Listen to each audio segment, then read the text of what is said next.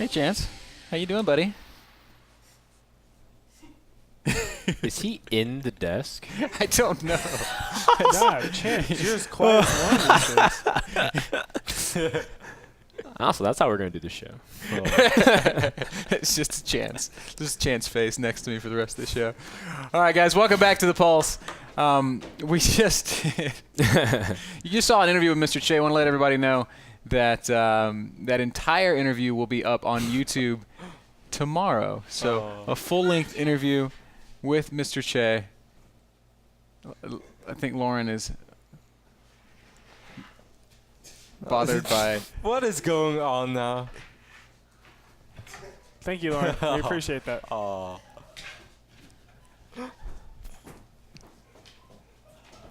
It's quite a load.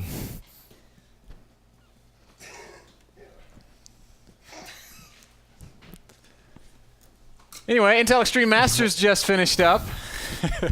The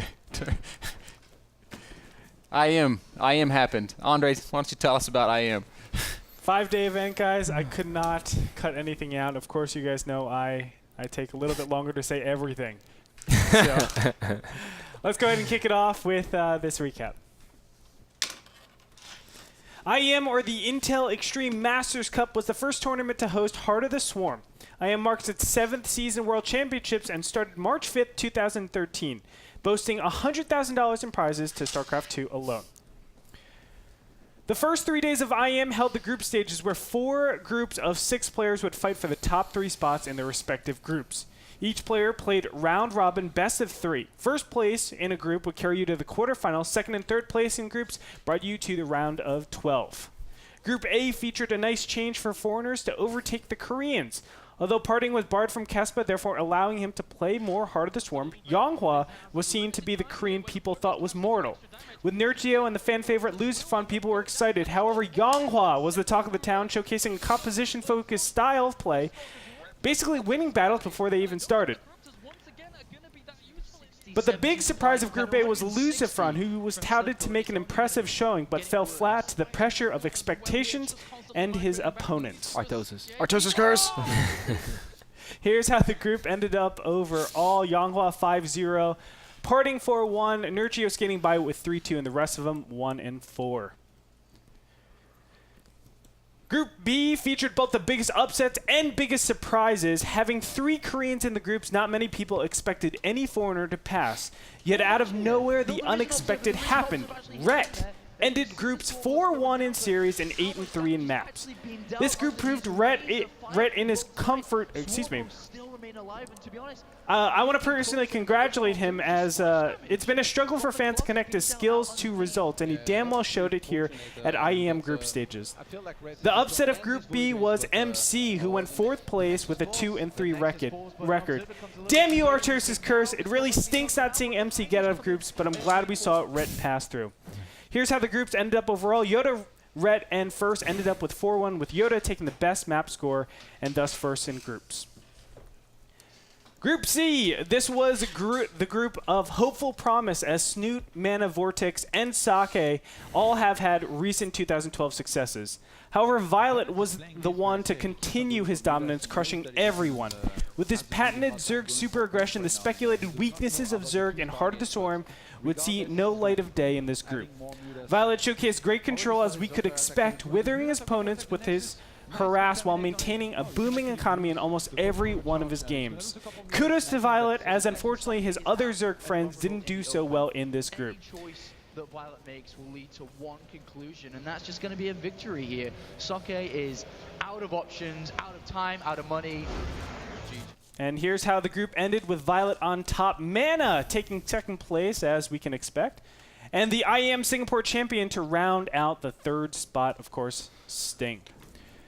Moving on over to Group D, it was considered the group of death, boasting the MVP, Dream, Stefano, Golden, and 2 of the most practiced players in Heart of the Swarm, Grubby and TLO. However, when the rubble cleared, MVP stood with a decisive 5-0 win in the group. His player was just on a higher level, showcasing the strengths of the medevac boost and taking advantage of every inch his opponent would give him. Dream finished second with 4-1, and Stefano took third with a record of 3-2. Unfortunately, the rest didn't make that many waves in this group. Rounding the groups, we had 2 Koreans and 1 foreigner advance from each. Nurgio, Rhett, Mana, and Stefano lead the charge for foreigners. Only 2 Koreans didn't make it through, those being MC and Golden. Who would have thought? Finally, looking at the races before we move on, the round of 12, we started with 8 Protoss, 6 Terrans, and 10 Zergs. We are left with 4 Protoss, 4 Terrans, and 4 Zergs with a retention of 50%, 66%, and 40% respectively. Terran performed the best, Zerg performed the worst. Over to the round of 12, here's the bracket. After the group stages are finished, we're going to start off with Mana versus Nurgio, aka Hard Work versus Talent. Game 5, after 4 interesting / sloppy games, Mana and Nurgio are both 2-2 apiece and meet up on Metropolis for the final battle. Nurgio is having his ways with Mana, building a considerable muta count while maintaining the economic lead. As if it couldn't get any worse, Mana loses most of his ground and all of his high Templars.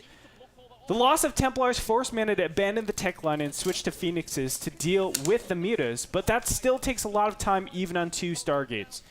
During this time, Nurgio was able to continue to ravage his opponent's base, impeding his economy and gaining a further advantage, taking 2 bases and making it look like Mana had 0 chance to ever come back into the game. As Apollo said, it looked like the history would repeat itself. But how many times do we count out Mana in lost games and then see him rise up out of nothing? Mana seems to be constantly getting ravaged, but Nurgio slipped up just once. Nurgio oversized his advantage and sent his mutas in no man's land, taking constant damage to his one big threat and dwindling his army count to virtually nothing. But the Phoenixes are being microed really well. Look at them all in orange health, doing a lot of damage here again. Needs to not lose one, and he does, but we're about to have the range upgrade complete here in a couple of seconds' time, but he's losing another one. He's got to be so careful. Now the range isn't complete. But look at the gassing compared to... And as soon as this happened, Mana moved out to strike, denying the most critical base in the mid-right. From here, all of Mana's attack directed to a single target, the mid-left main. By denying 3 mining bases in a matter of a couple of minutes, Mana somehow came back from an unwinnable situation, winning by attrition. This won him the series and secured the win over the biggest nemesis in the start of 2013. Bravo, Mana. Bravo. Parting versus Stefano was our second round of 12 match. This series can honestly be summed up with this game alone. We saw Parting do this push twice in the series, and it's a push that everyone was talking about, but nobody did. We were expecting the Immortal push with the Mothership core, and in the hands of Parting, it was beautiful to see. Watch this. And he's warping in a lot more. This army is so potent, but +1 is on the way for Stefano. That needs to come out here, as well as extra roaches on the way. Still coming in from both flanks. Really needs a few more force fields. He's actually been forced to spend a lot of force fields here so far. Yeah, the first few force fields below his army did not help the fight. He did not trap anything, but we have Stefano moving in. That fantastic Sentry micro there, as well as picking up a few Immortals once again. They've all been alive for so long. Parting has lost very, very little here in comparison to Stefano, who has lost so much. 4,200 minerals resources been lost here for Stefano. He doesn't have that many force fields left. I just think he has so much brute force, so much micro in that Warp Prism. With this fantastic micro, Parting would take the series 3-1 over Stefano. In our third round of 12 series, non-believers were still plentiful, with Rhett being the gigantic underdog. Sting used the new strengths of Heart of the Storm, but was overwhelmed and overrun with an incredibly well-thought-out best-of-5 series. Rhett showcased his skills and proved that group stages was no fluke, taking the series 3-1 over Sting. No question about that now. Sting's lost. And last but not least, in our round of 12, the Koreans met up where Dream found out just how powerful oracles are. First utilized oracles in every single game, including a hallucinated oracle mind game on Cloud Kingdom. Oracles racked up so many SCV kills throughout this series, the inexperience of Dream and Heart of the Storm showed explicitly, as First took a 3-1 win, advancing him into the quarterfinals. Likewise, and we could be looking at a victory here, tying this series up, Todd. And Dream microing really well, actually. Target fired the Sentry. In the quarterfinals, an astounding 4 out of 8 players represented Team IEM, with only 2 foreigners and 6 Koreans. An IEM champion looked good, and a foreigner champion not so good. The first match up in quarterfinals came with MVP versus Mana. The train stopped here for Mana as MVP showcased stronger mechanics and multitasking than his opponent, and medevac boost.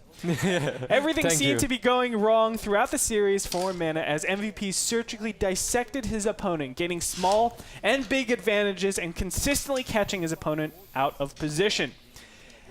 MVP was relentless with his pressure, and it would be enough to claim a 3-0 victory over his opponent, securing his place in the semifinals of the IEM World Championship. Getting targeted down, MVP pound them before, and now he has destroyed a really big advantage that Mana had going in his favor, and now a Colossus given away for free. So sad. Parting versus Yoda was a really nice series, showing a stark contrast from the Dream versus First series. Parting through multiple attacks at Yoda throughout the series, but Yoda was able to barely hold on, exhibiting his experience with Heart of the Storm, using Widow Mines and Reapers to great success.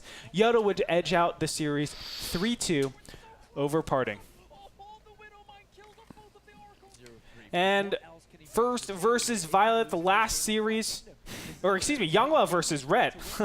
Unable to gain momentum or tempo in any game in the series, we saw the effects of Red succumbing to a style that he was not comfortable with, and the results spoke for themselves. Yonghwa's choice of build and great play gave him a 3-0 victory over Red. And last but not least, First versus Violet. The last series of the quarterfinals featured one of my favorite protests of First. First style relies on preparation and army composition more so than anything else, and it was brutally obvious in this series.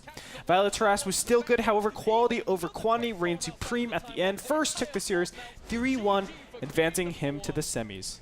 As First takes it with an extreme. And then there were four. Both foreigners got toppled, leaving an IEM Korean lineup. Congrats to IEM and onto the most expensive in-house tournament we've ever seen. MVP versus Yoda was the coolest TVT series. Instead of focusing on the results, I want you guys to focus on such a cool way to play out this matchup, utilizing new types of harass and battle entries. The economy stall by this single medevac not only showed patience, but a gigantic amount of indirect damage, spending an incredible amount of time.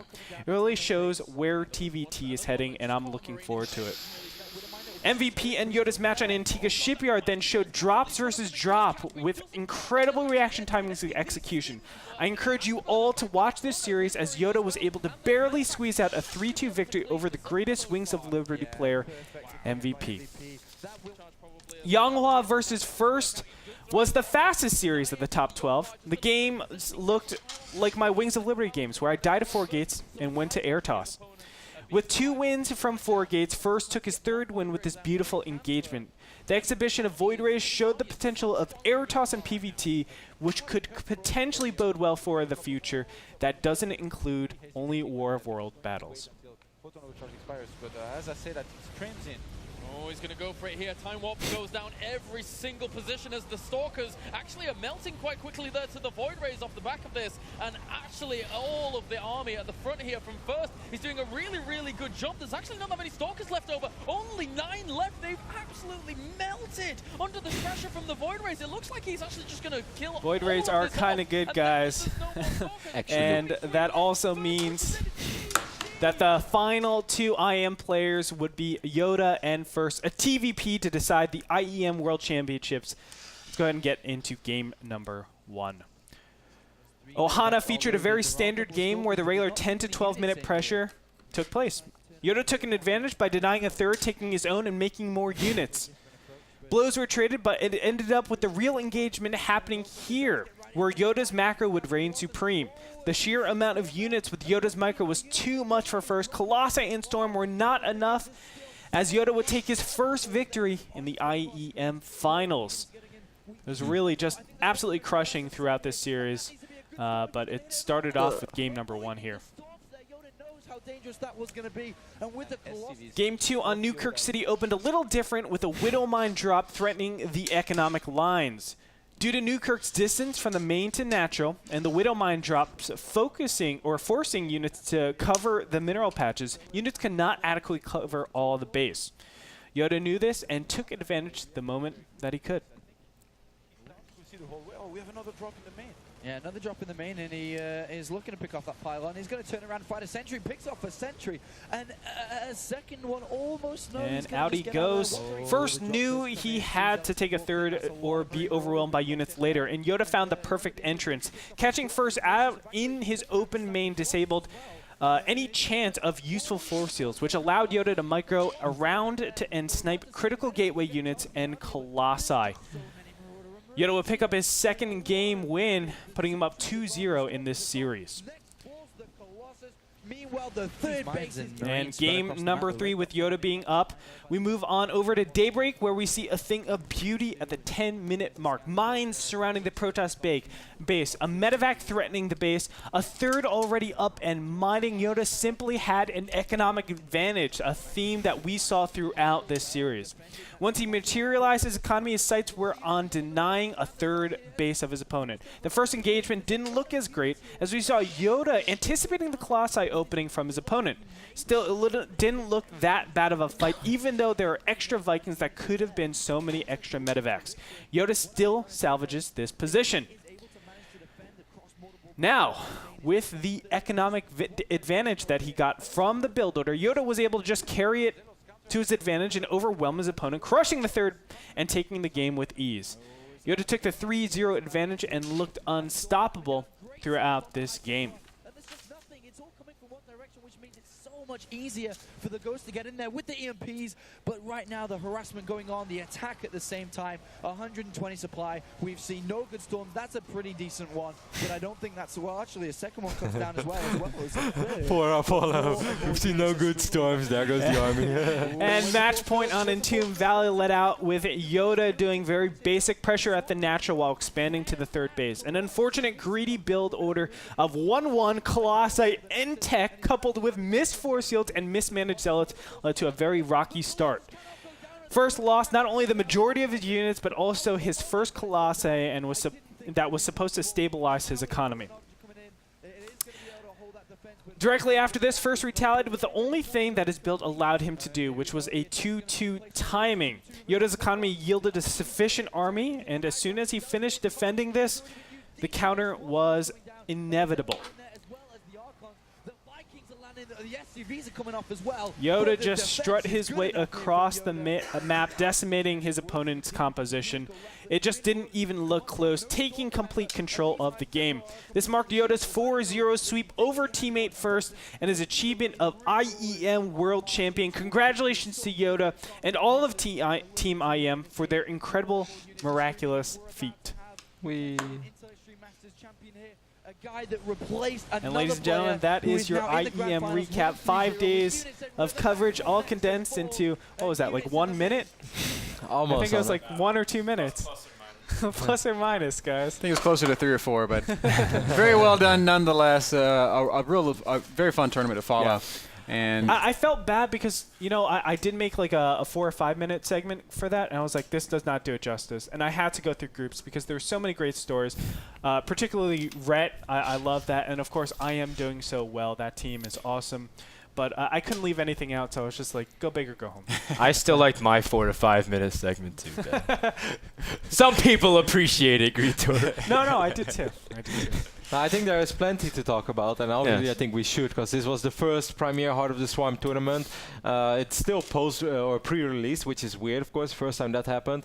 I had an amazing time as well watching it. I watched pretty much everything live besides the last day, which is stupid because the last day is the most exciting day, but I just couldn't do it anymore. Like I woke up at like 2 a.m. the other day. I was like, what's happening with my sleep schedule? And everything is messed up. Group stages were interesting, definitely surprising results. Like seeing Lucifron go 1-4. I really did not expect this until Artosis said that Lucifron was going to do very good. And then it made sense. I walked up to Ben, I said, Ben, our Lucy prediction, it's down the gutter. Artosis feels like, the same way. His series against Slivko, I was just heartbroken when I saw that. It was just so sad losing the way he did.